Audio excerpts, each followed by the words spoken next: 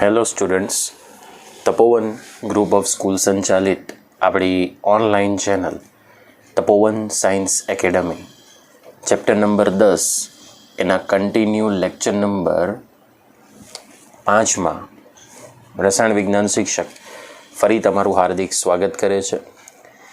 વિદ્યાર્થી મિત્રો, ગઈકાલે આપણે લેક્ચરની અંદર જે માહિતીઓ જોઈ એ માહિતીની અંદર આપણે લાસ્ટ જે ટૉપિક હતો, બરાબર, એ ટૉપિક હતો સમતલીય ધ્રુવીભૂત પ્રકાશ અને આ રીતે મળતા સમતલીય ધ્રુવીભૂત પ્રકાશના તળનું કેવી રીતે કોણાવર્તન થઈ શકે, બરાબર, તેની આપણે ચર્ચા કરી. તો સૌથી પહેલાં તો ગઈકાલે હું એક સેન્ટેન્સ બોલ્યો હતો કે કોઈ પણ પ્રકાશ ક્રિયાશીલ પદાર્થનો, હવે પ્રકાશ ક્રિયાશીલ પદાર્થ એ શું છે તો એને સમજતા પહેલાં, બરાબર, આપણે એની ખાસિયત વિશે સમજવાનું છે. આપણી બોડીની અંદર પણ જે અંતઃસ્ત્રાવો છે, આપણી બોડીની અંદર જે અમુક ઘટકોનું પાચન થાય છે, એ દરેકે દરેક બાબત કંઈક ને કંઈક પ્રકાશ ક્રિયાશીલ પદાર્થ માટે લાગુ પડે છે. તો પ્રકાશ ક્રિયાશીલ પદાર્થ માટે અણુની અસમિતિ હોવી જરૂરી છે, જેને આપણે આણ્વીય અસમિતિ તરીકે ઓળખીએ છીએ. આનો મતલબ એવો થાય કે મોલેક્યુલર અસિમેરિલિટી, બરાબર, મોલેક્યુલારિટી અસિમેટ્રી, જેને આપણે આણ્વીય અસમિતિ તરીકે ઓળખીએ છીએ. તો એના વિશેનો આપણે અભ્યાસ પહેલાં કરવો પડે. ત્યાર પછી હું તમને એક ફિગર ડ્રો કરીશ આ પ્રસ્તાવના પૂરી થઈ જાય પછી, કે કેવી રીતે આપણે ડેક્સ્ટ્રો અને લીવો પદાર્થની પરખને અનુભવી શકીએ છીએ, બરાબર. તો આણ્વીય અસમિતિ શું છે તો એની પ્રસ્તાવિક માહિતી છે કે 1848ની અંદર લુઈસ પાસ્ચર નામના રસાયણશાસ્ત્રી હતો. એ લુઈસ પાસ્ચર નામના રસાયણશાસ્ત્રીએ કેટલાક પ્રતિબિંબી સંયોજનોની શોધ કરી. મતલબ કે કોઈ એક પદાર્થ હોય તેનું અરીસા મારફત તમે જુઓ તો સીધું આપણે એનું બીજું પ્રતિબિંબ મેળવી શકતા હોય. તો લુઈ પાસ્ચરે આણ્વીય અસમિતિનો પાયો નાખ્યો અને એને અવકાશ રસાયણ વિજ્ઞાનના પિતા તરીકે ઓળખવામાં આવ્યા. હવે એમનો મત એવો હતો કે કેટલાક સંયોજનોના જો આપણે સ્ફટિકો લઈએ તો તે સ્ફટિકોના સમઘટકો એમના જલીય દ્રાવણની અંદર સમાન સાંદ્રતા ધરાવતા હોય છે. આનો મતલબ કે કેટલાક એવા સંયોજનો લીધા કે જે પ્રતિબિંબી સમઘટકો લીધા તો એની અંદર જલીય દ્રાવણની અંદર સમાન સાંદ્રતા ધરાવતા હોય છે, જે બંનેની 50-50% લેખે વહેંચાઈ જાય છે. આવા સંયોજનો ધ્રુવીભૂત પ્રકાશના તળનું પરિભ્રમણ તો એક સરખું જ કરશે, પરંતુ તેઓ એકબીજાની વિરુદ્ધ દિશામાં દર્શાવે છે. માની લો કે કોઈ એક જ સંયોજન હોય, ઓકે, એક જ સંયોજનમાં માની લો કે આપણે એને ડેક્સ્ટ્રો સંયોજન કહીએ, એ સંયોજનનું ડેક્સ્ટ્રો સ્વરૂપ. તો ડેક્સ્ટ્રો સ્વરૂપનું માની લો પરિભ્રમણ પ્લસ 108 ડિગ્રી છે, તો તેના લીવો સમઘટકનું પરિભ્રમણનું મૂલ્ય તો 108 ડિગ્રી જ રહેશે, પણ સાઇન પ્લસની જગ્યાએ શું થઈ જશે, માઇનસ થઈ જાય. કારણ કે આપણે ગઈકાલે લાસ્ટમાં જોયું કે ડેક્સ્ટ્રો એટલે સમતલીય ધ્રુવીભૂત પ્રકાશના તલનું જમણી બાજુ કોણાવર્તન અને લીવો એટલે શું, સમતલીય ધ્રુવીભૂત પ્રકાશના તલનું ડાબી બાજુ કોણાવર્તન. પોઈન્ટ ક્લિયર થાય છે? એટલે કોઈ પણ એક સંયોજન માટે તેના ડેક્સ્ટ્રો લીવો આ બંને પદાર્થ માટે મૂલ્ય સરખું હોય પણ ચિહ્ન એકબીજાથી વિરુદ્ધ દિશામાં હોય. તો એનો મતલબ કે ડેક્સ્ટ્રો અને લીવો એ બંને એકબીજાના પ્રતિબિંબી સમઘટકો છે, એવું લુઈ પાસ્ચર નામના રસાયણશાસ્ત્રીએ સૂચવ્યું હતું. વળી પાછું એણે એવું પણ કીધું કે પ્રકાશ ક્રિયાશીલતામાં જોવા મળતો તફાવત, આ તફાવત છે એ સંયોજનના પરમાણુઓની ત્રિપરિમાણીય ગોઠવણીને કારણે હોય છે. હવે આ જે મૂલ્ય છે અથવા તો આ સાઇનની સાથે દર્શાવેલી આપણે જે માહિતી છે એ આપણે માત્ર પ્રાયોગિક રીતે જ કન્સિડર કરી શકીએ, ક્યારેય પણ આપણે એને સૈદ્ધાંતિક રીતે ઓળખી શકતા નથી. તો પ્રાયોગિક રીતે જે સાધનની અંદર આ સંયોજનો માટે તેના ડેક્સ્ટ્રો અને લીવો જેવા પ્રતિબિંબી સમઘટકોની આપણે ઓળખ કરી શકીએ છીએ, એ ઓળખ એક જ સાધન દ્વારા નક્કી થાય, એને પોલારીમીટર નામનું સાધન કહેવાય. હું અહીંયા લખું છું પોલારીમીટર. હવે એ સાધન કેવું હશે એ હું હમણાં એક ફિગર આના પછી ડ્રો કરીશ એટલે તમને ક્લિયર થશે. તો પોલારીમીટર નામના સાધનની અંદર કોઈ એક સંયોજનના જલીય દ્રાવણને આપણે જો મૂકી દઈએ તો તેમાંથી પસાર થતો સમતલીય ધ્રુવીભૂત પ્રકાશ ક્યાં તો જમણી તરફ અથવા તો ડાબી તરફ કોણાવર્તન પામશે. એટલે જ લૂઈ પાસ્ચરે સૌપ્રથમ વિભેદનની રીત અપનાવી, વિઘટન કર્યું, બરાબર, જેથી પ્રકાશ સમઘટકોને એકબીજાથી શું કરી શકાય, અલગ કરી શકાય. કારણ કે એને અલગ તો કરવું જ પડે. હવે કોઈ એક પ્રકાશ ક્રિયાશીલ સંયોજન છે એ તમને તમારી નજરની સમક્ષ મૂકી દેવામાં આવે તો તમે તો ન કહી શકો ને કે આ ડેક્સ્ટ્રો છે કે લીવો છે. એટલે આપણે એને પ્રેક્ટિકલી ઓળખ કરવી પડે. એટલે લૂઈ પાસ્ચરે વિભેદનની રીત અપનાવવા માટે પોલારીમીટર નામના સાધનનો ઉપયોગ કર્યો, જેના દ્વારા આપણે ડેક્સ્ટ્રો અને લીવો એવા પ્રકાશ ક્રિયાશીલ પદાર્થની આપણે ઓળખ મેળવી શકીએ. જેની અંદર એક એક્ઝામ્પલ આપ્યું છે મેલિક એસિડ. મેલિક એસિડ એટલે એનું સૂત્ર છે COOH, COOH. જો તમે એનું IUPAC નામ આપો, બરાબર, તો એ આ પ્રમાણે થશે. આખી શૃંખલાની અંદર જ ગોઠવાયેલ છે, બરાબર, અને ડાયકાર્બોક્સિલિક એસિડ એટલે 1 2 3 and 4 એટલે 2 હાઇડ્રોક્સી, અહીંયાથી નંબરિંગ થાય, 2 હાઇડ્રોક્સી બ્યુટેન 1,4 ડાયોઇક એસિડ. આપણે એનું નામ આપી શકીએ, ઇટ્સ નેમ ઇઝ મેલિક એસિડ, બરાબર. હવે આ મેલિક એસિડ પ્રકાશ ક્રિયાશીલ પદાર્થ છે, બરાબર. હવે એ પ્રકાશ ક્રિયાશીલ પદાર્થ કેમ છે તો એ અણુની અસંમિતિ પરથી ખબર પડશે. તો એ અણુની અસંમિતિ પણ શું છે એ પણ આપણે અત્યારે જોવાના છે.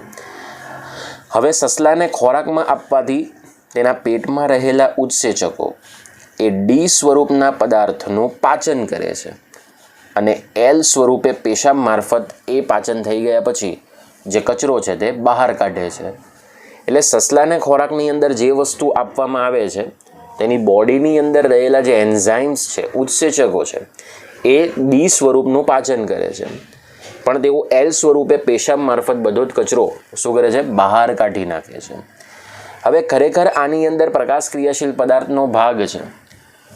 ડેક્સ્ટ્રો અથવા લીવો બેમાંથી કોઈ પણ એક પ્રતિબિંબી સમઘટકોનું એ પાચન કરશે અથવા કોઈ પણ એક સમઘટક સ્વરૂપે તે પેશાબ મારફત સસલું નામનું પ્રાણી બહાર કાઢશે. તો આવા ઘણા બધા કાર્બનિક સંયોજન છે જે પ્રકાશ ક્રિયાશીલતાનું મુખ્ય કારણ બને છે. પણ એ પ્રકાશ ક્રિયાશીલતાનું મુખ્ય કારણ બનવા માટે તમને જરૂર પડે છે કિરાલ કાર્બનની. અને કિરાલ કાર્બન તમને સંયોજનમાં ત્યારે જ દેખાય કે જ્યારે તમારી પાસે અણુની શું જોડાયેલી હોય, અસંમિતિ જોડાયેલી હોય. મોલેક્યુલારિટી, અસિમેટ્રી જો તમારી પાસે હોય તો જ તમે આવા પ્રકાશ ક્રિયાશીલ સંયોજનનું પૂરેપૂરું જ્ઞાન અથવા નોલેજ આપી શકો છો. આપણે કિરાલ કાર્બનની માહિતી મેળવવા માટે અણુની અસંમિતિનો આપણે અભ્યાસ કરવો પડે.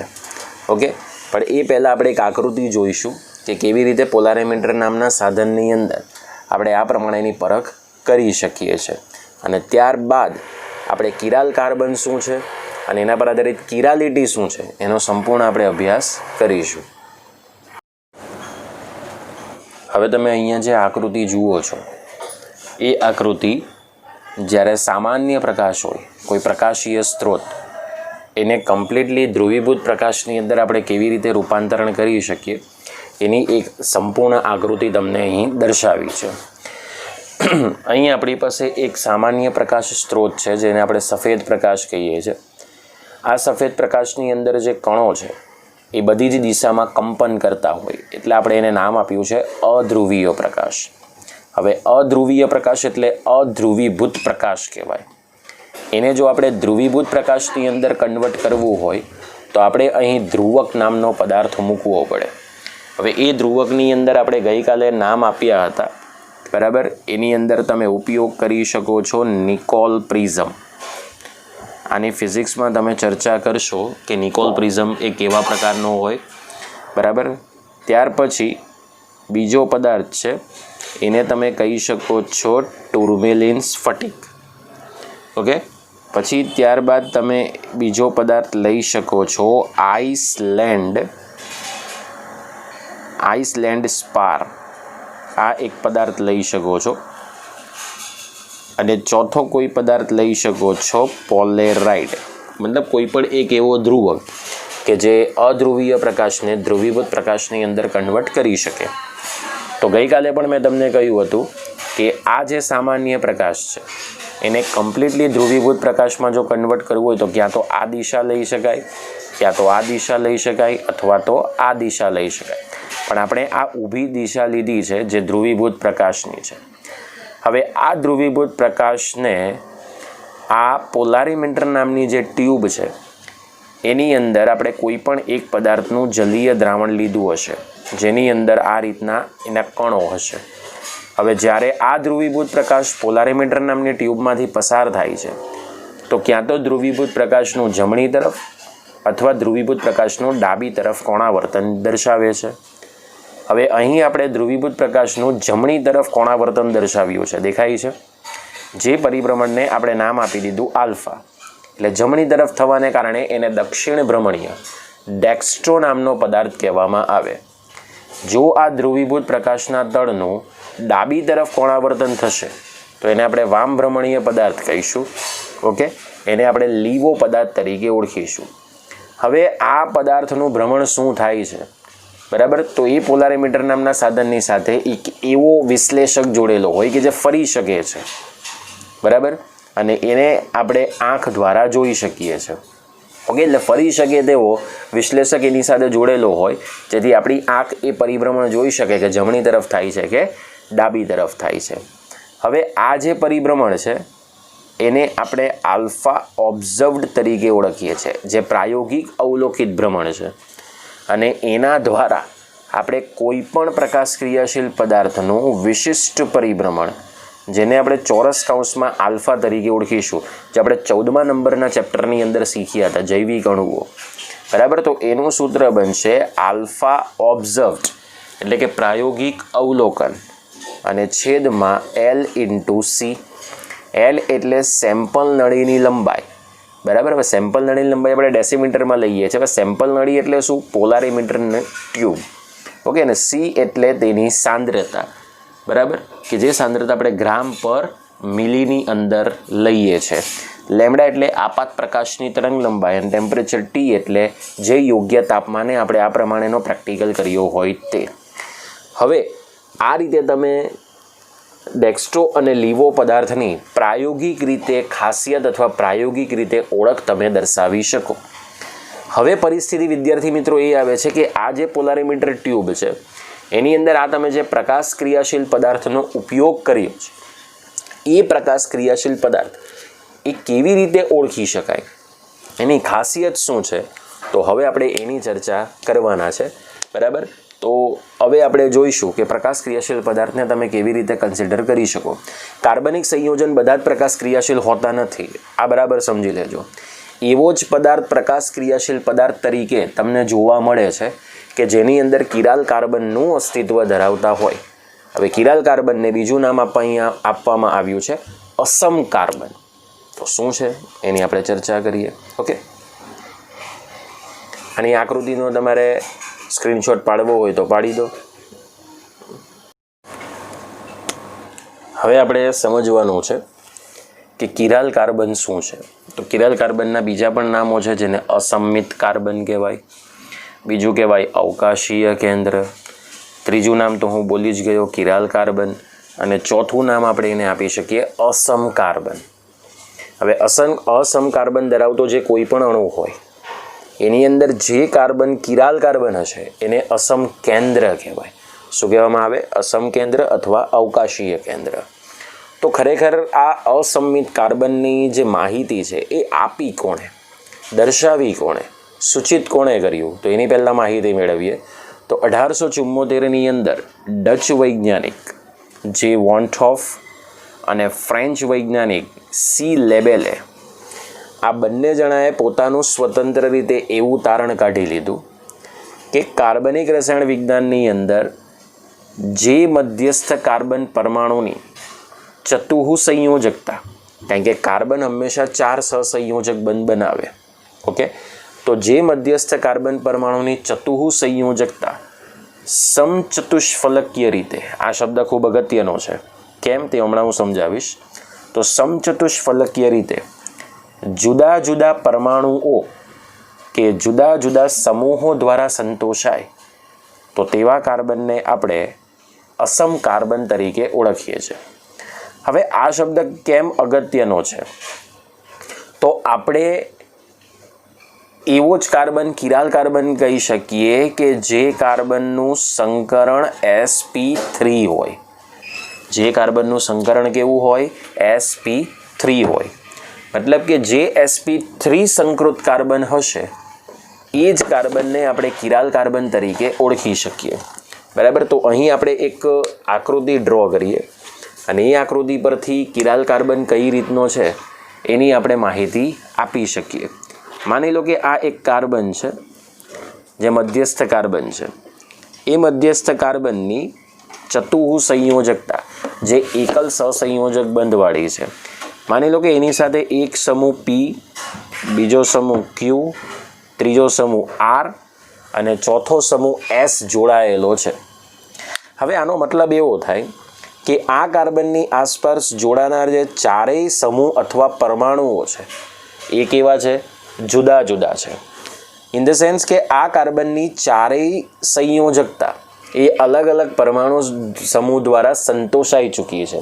તો આવા કાર્બનને આપણે કિરાલ કાર્બન તરીકે ઓળખીએ અને આવા કિરાલ કાર્બનને અવકાશ રસાયણ વિજ્ઞાનમાં એક ફૂદડી દ્વારા દર્શાવવામાં આવે. ફરી રિપીટ કરું છું. જે કાર્બનની ચારેય સંયોજકતા જુદા જુદા પરમાણુ કે સમૂહો દ્વારા સંતોષાય તો તેવા કાર્બનને આપણે કિરાલ કાર્બન કહીશું. અને આ કિરાલ કાર્બન એ sp3 સંકૃત કાર્બનવાળો જ હોવો જોઈએ.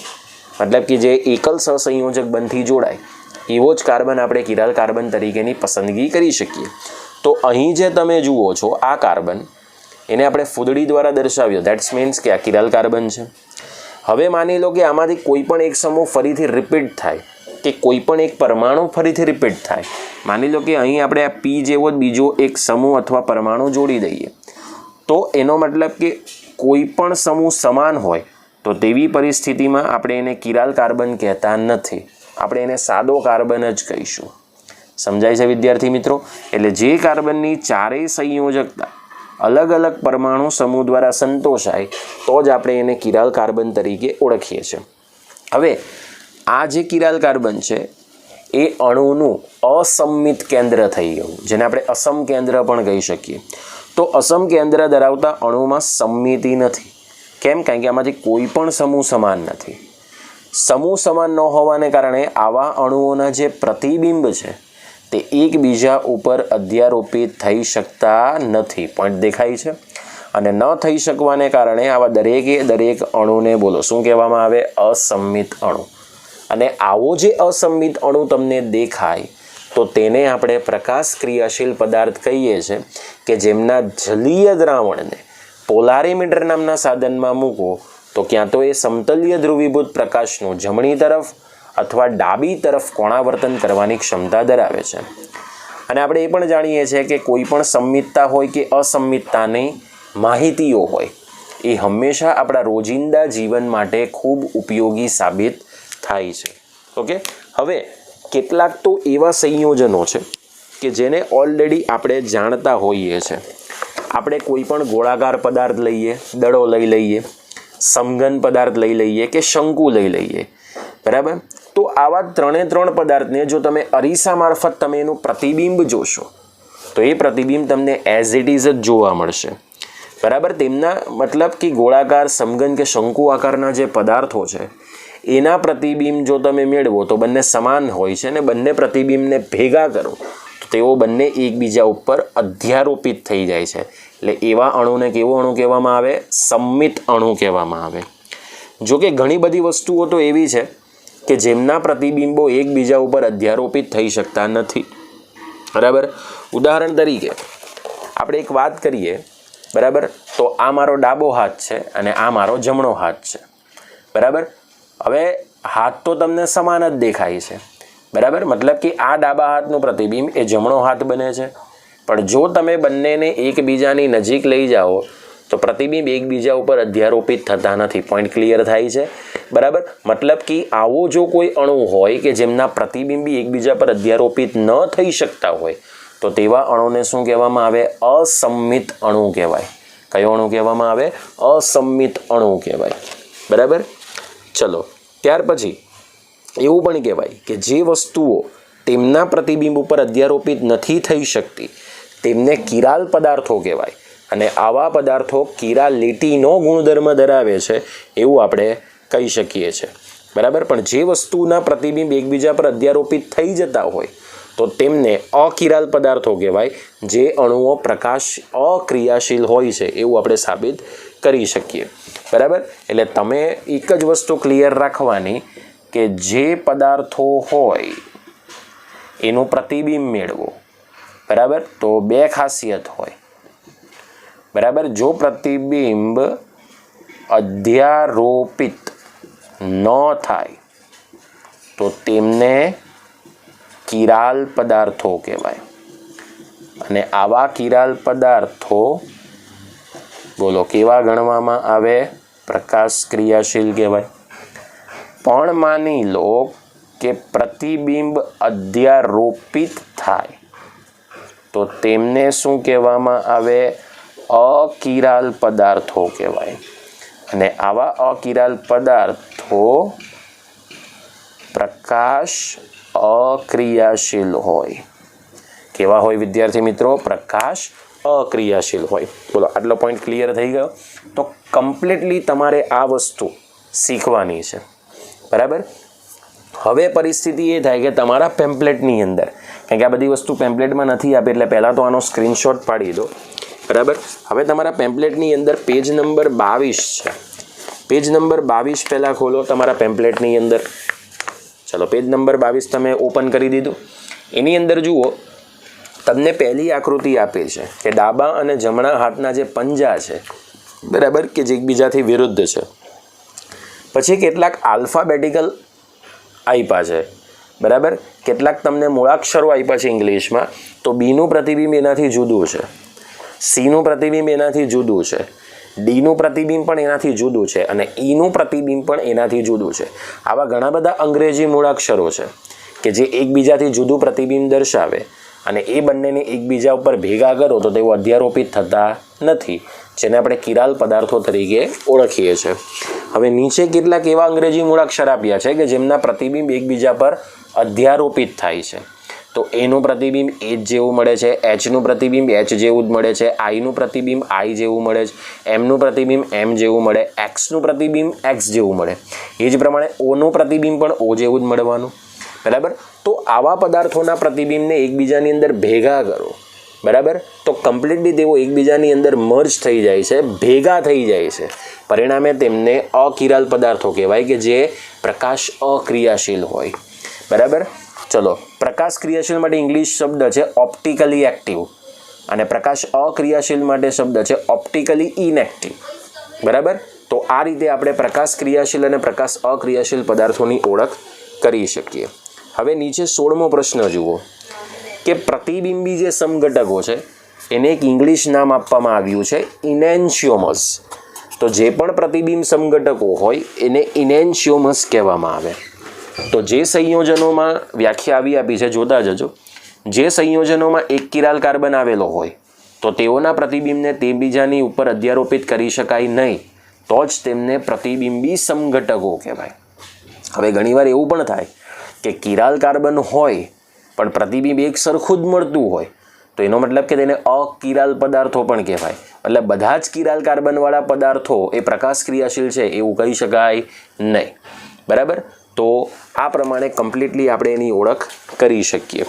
ઓકે, ચલો હવે એના માટે એક ઉદાહરણ છે, એ ઉદાહરણને આપણે સમજવા માટેનો પ્રયત્ન કરીએ, જેને આપણે 2-બ્રોમોબ્યુટેન કહ્યું છે. તો 2-બ્રોમોબ્યુટેનનું પ્રતિબિંબી કેવી રીતે મળે છે, બરાબર, એની આપણે ઓળખ કરી લઈએ. ઓકે, અહીંયા આપણે બે સંયોજન લીધા છે, જેની અંદર પહેલું છે 2-બ્રોમોબ્યુટેન. 2-બ્રોમોબ્યુટેનનું સૌથી પહેલાં તો તમે એક સ્ટ્રક્ચર બનાવી દો જે સાદું છે, CH3 CHBr CH2 CH3. હવે એની અંદર ચેક કરો કે કયો કાર્બન કિરાલ કાર્બન છે. તો આ કાર્બન સાથે તમે જુઓ છો 3 હાઇડ્રોજન પરમાણુ તો છે જ. આ કાર્બન સાથે તમે જુઓ તો હાઇડ્રોજન છે, એક Br છે, એક CH3 છે અને એક કાર્બન છે. પણ આ કાર્બન સાથે એક કાર્બન છે અને 2 હાઇડ્રોજન છે. ઓકે, મતલબ કે આ કાર્બનને પણ કિરાલ કાર્બન ન કહેવાય, આ કાર્બન સાથે પણ 3 હાઇડ્રોજન છે. ઇન ધ સેન્સ કે આ જે કાર્બન છે તે જ આપણો કિરાલ કાર્બન બનશે, જેને આપણે અહીં ફૂદડી તરીકે દર્શાવી દઈએ. હવે આ કિરાલ કાર્બન જે છે એની અંદર 1, 2, 3 અને 4 સમૂહને આપણે ગોઠવવાના છે. બરાબર, તો એની અંદર આ કિરાલ કાર્બન છે, એમાં આ એક CH3, પછી આ એક ઇથાઇલ સમૂહ CH2CH3, પછી એક હાઇડ્રોજન અને એક Br. હવે આ જે ઘાટી તમને રેખા દેખાય છે એ આપણે જે આ સમતલ છે એમાં ઉપરની તરફ છે, મતલબ કે અંદરની તરફ સમતલ જાય છે એવું આપણે અહીંયા સમજવાનું છે. ઓકે, ચલો હવે જે પ્રમાણે આ અણુ તમે દર્શાવી દીધો એવો જ અણુ અરીસા મારફત મળશે, પણ પ્રતિબિંબ એકબીજાથી વિરુદ્ધ હશે. બરાબર, એટલે આના કરતાં આની સમમિતિ વિરુદ્ધ છે. CH3 CH2 CH3 આ તરફ થઈ જશે, Br આ તરફ થઈ જશે અને હાઇડ્રોજન સામે આવશે. બરાબર, તો આ રીતે આપણે 2D સ્ટ્રક્ચરને ક્લેરિફાઈ કરી શકીએ.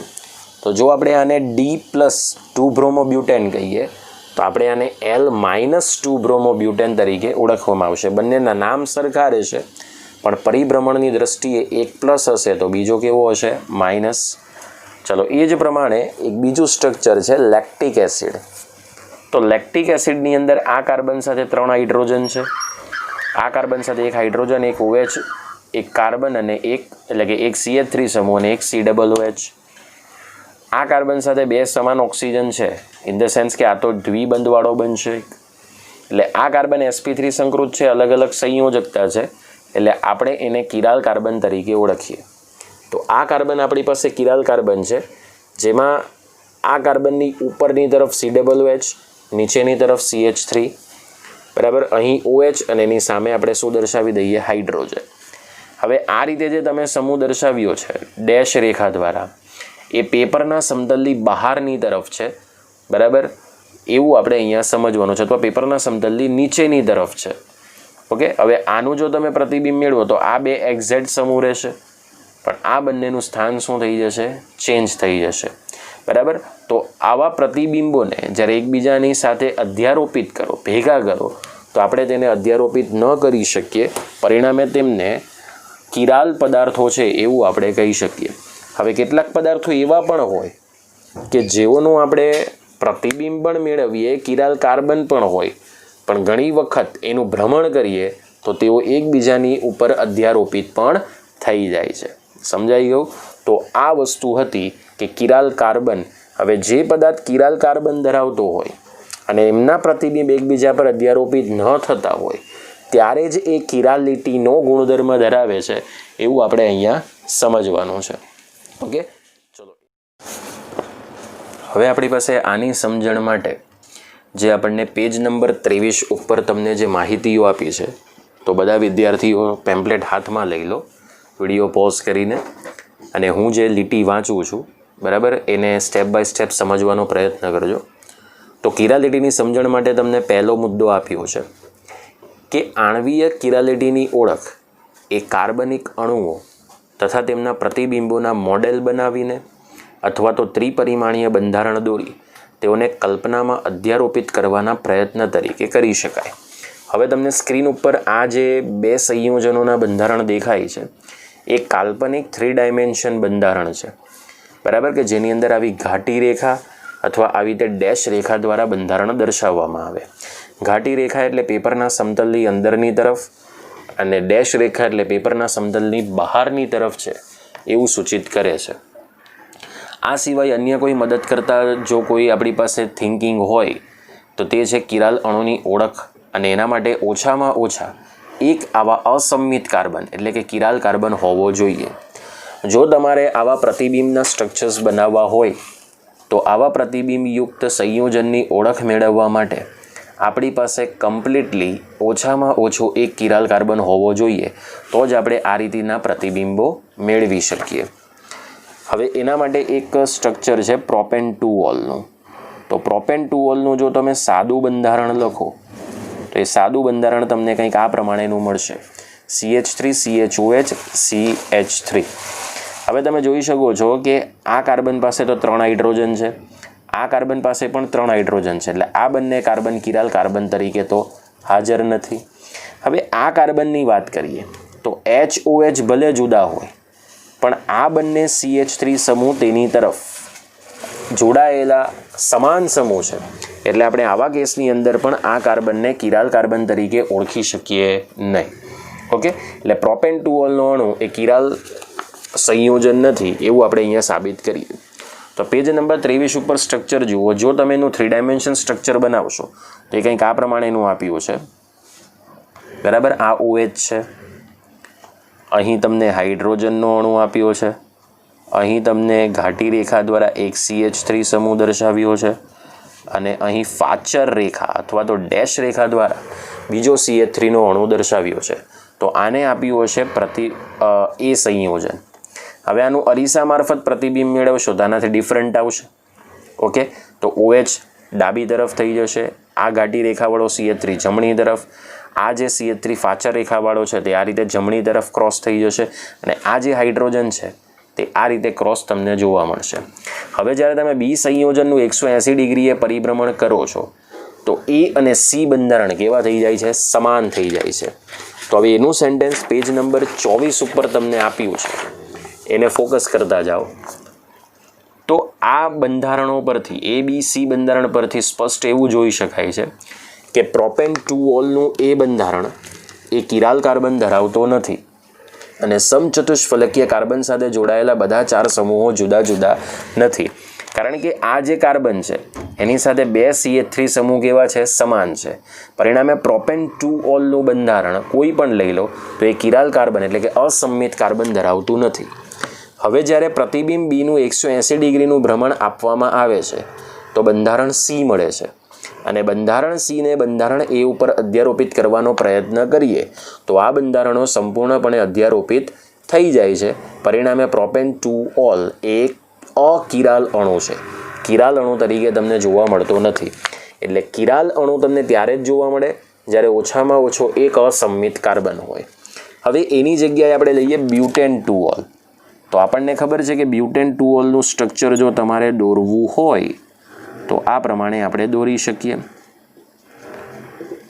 જેમાં હવે તમને કમ્પ્લીટલી દેખાશે કે આ કાર્બન કેવો કાર્બન છે? કિરાલ કાર્બન છે. જો સ્ક્રીન ઉપર તો આ કાર્બન આપણી પાસે કિરાલ કાર્બન છે, બરાબર. હવે આ કાર્બન કિરાલ કાર્બન છે તો એને મુજબ જો તમે બંધારણ દોરો તો એ તમને કંઈક આ પ્રમાણેનું દેખાશે. અહીં OH, બરાબર, અહીં H લઈ લઈએ, અહીં ઘાટી રેખા દ્વારા ઇથાઇલ સમૂહ દર્શાવીએ, C2H5 આ રહ્યો, અને જે ફાચર રેખા છે એના દ્વારા આપણે CH3 સમૂહ દર્શાવીએ. તો આને બ્યુટેન 2 ઓલનું બંધારણ એ કહી દો. હવે જો તમે અરીસા મારફત બ્યુટેન 2 ઓલનું બંધારણ મેળવશો તો OH ડાબી તરફ, C2H5 આ તરફ, CH3 જમણી તરફ ક્રોસમાં, અને H આ તરફ નીચેની તરફ રહેશે. હવે જ્યારે તમે બ્યુટેન 2 ઓલના B બંધારણનું ભ્રમણ મેળવશો તો બંધારણ એની અંદર આ જે ઘાટી રેખામાં C2H5 છે ત્યાં CH3 થઈ જશે, અને અહીં જે CH3 છે ત્યાં C2H5 થઈ જશે. જુઓ બંધારણ નંબર C, બરાબર.